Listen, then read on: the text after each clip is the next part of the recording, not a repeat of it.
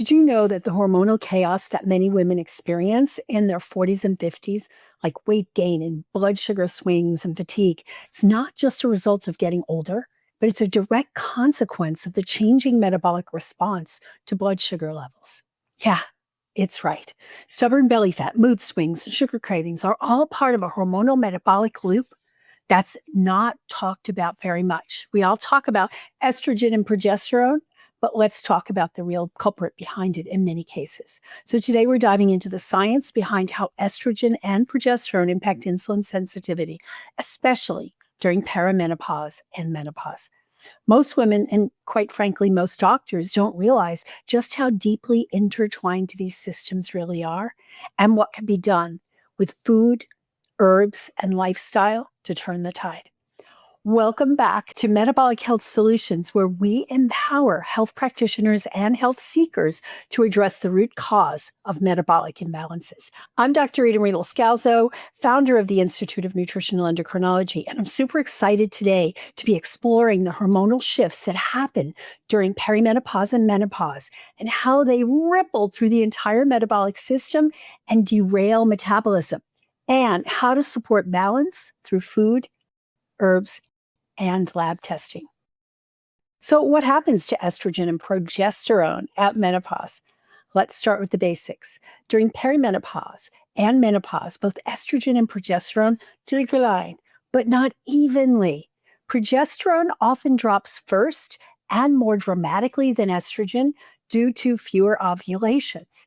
Estrogen declines more gradually, but fluctuates wildly before bottoming out. And this hormonal roller coaster doesn't just affect mood, sleep, and hot flashes. It directly affects how the body handles glucose and insulin. Estrogen plays a crucial role in metabolic health, and most people don't realize that. Estrogen helps move glucose into muscle cells by enhancing the activation or the action of an insulin-sensitive receptor, the glucose transporter, GLUT4. It also inhibits TNF-alpha and IL-6, which are inflammatory cytokines linked to insulin resistance. Plus, it improves mitochondrial function, which is essential for fat burning and energy regulation. All of these combined cause a problem when estrogen drops. Insulin sensitivity drops as well, especially in the muscle and liver cells. That's why postmenopausal women often experience elevated fasting glucose and increased visceral fat around the midline, higher risk of metabolic syndrome and type 2 diabetes. Even though estrogen gets more attention, progesterone is equally critical to address. It balances cortisol, which when upregulated raises blood sugar and contributes to insulin resistance. So they work in combination with each other. Progesterone supports beta cell function in the pancreas. That's the cells that produce insulin, and it reduces inflammation. Low progesterone often leads to sleep disturbances, anxiety, and more frequent stress responses, each of which impairs blood sugar balance. There are many foods that support hormone and metabolic balance. A plant-based low glycemic diet can profoundly support this transition.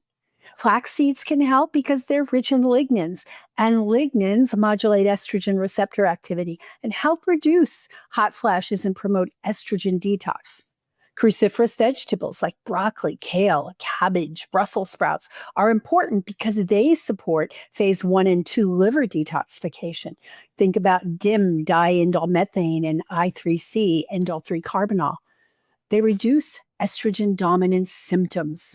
Legumes, especially lentils, can have a positive effect because they contain phytoestrogens in the form of isoflavones that mimic weak estrogens and buffer low levels. And they're high in fiber, and they can stabilize blood sugar. But I do recommend that you test to make sure that the carbohydrates in the lentils don't shoot up the blood sugar, because it can in very sensitive people. Dark leafy greens are powerful and should be included regularly in the diet, especially around menopause. They're loaded with magnesium and folate and calcium and all these nutrients that are critical for hormone pathways. Berries and citrus can be helpful as long as they don't contribute to blood sugar elevations in sensitive people, as measured by a glucometer or a CGM. They're high in antioxidants, which reduce inflammation and oxidative stress, and that's all tied to insulin resistance. So these foods don't just balance the hormones, they don't just balance the blood sugar, they even lower glycemic impact and improve the insulin sensitivity of the cells. So, how do we support hormone balance with herbal and nutrient support? Well, some of the most studied herbs are Vitex, which is also called chaste tree berry, and it helps stimulate luteinizing hormone and promote natural progesterone production and support the hypothalamic pituitary ovarian axis. Black cohosh, well known in menopause, is an herb that acts on estrogen receptors to relieve menopausal symptoms and may help restore insulin sensitivity in estrogen deficient people. So I've used black cohosh very significantly and had some people respond amazingly. And within days, their hot flashes decrease and others don't respond at all. So again, it's personalization, finding what works for the person based on the mechanisms at action.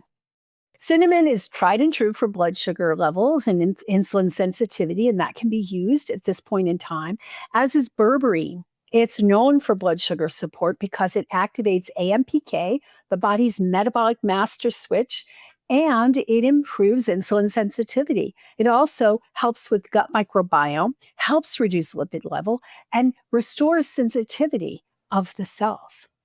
Adaptogens like ashwagandha and maca might help modulate cortisol and reduce stress-induced insulin resistance. Plus, they support thyroid and adrenal function, which are indirectly linked to glucose balance.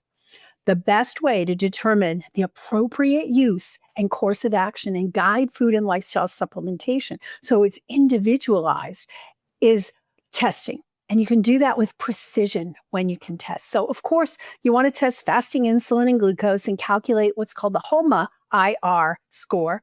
You want to look at postprandial glucose, which requires a glucometer or a CGM, looking at salivary hormones or the Dutch test to assess diurnal patterns of estrogen, progesterone, and cortisol, and also with the Dutch test to look at metabolites and kind of know what's going on in the system and the appropriateness of interventions and the effectiveness of interventions. High C-reactive protein, hemoglobin A1C, and other markers of inflammation are really important to test because when that's high, we get lack of control of glucose when there's a lot of inflammation.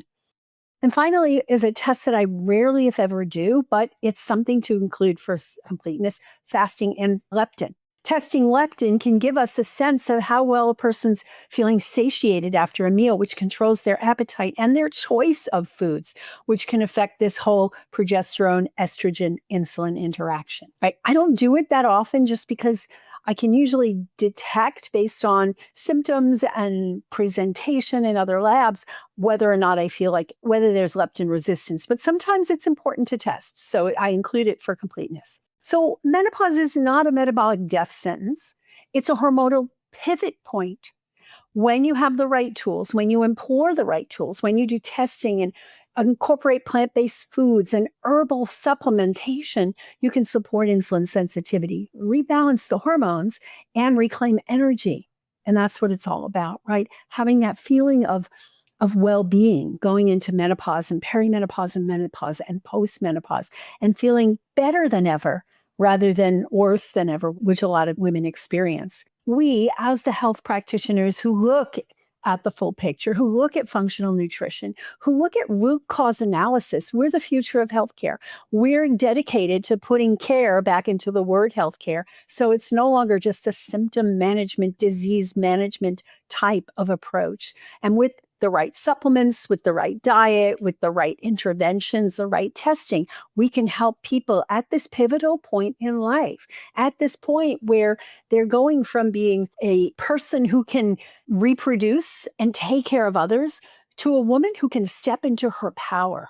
So it's really important that we allow this transition to be what it's meant to be as a woman stepping into a more powerful phase of her life, feeling comfortable and having good blood sugar control and reducing the oftentimes fatal results of the risks of insulin resistance, diabetes, which lead to cardiovascular risk. So hormonal shifts in midlife are not a flaw in design. They're a call to rebalance, to nourish, and to tune in more deeply to the body's signals. Together, we can transform health for ourselves and for our clients. And if you enjoyed this video, like, subscribe, and check out our other videos on metabolic health and hormone balance next. And I'll see you on the next video.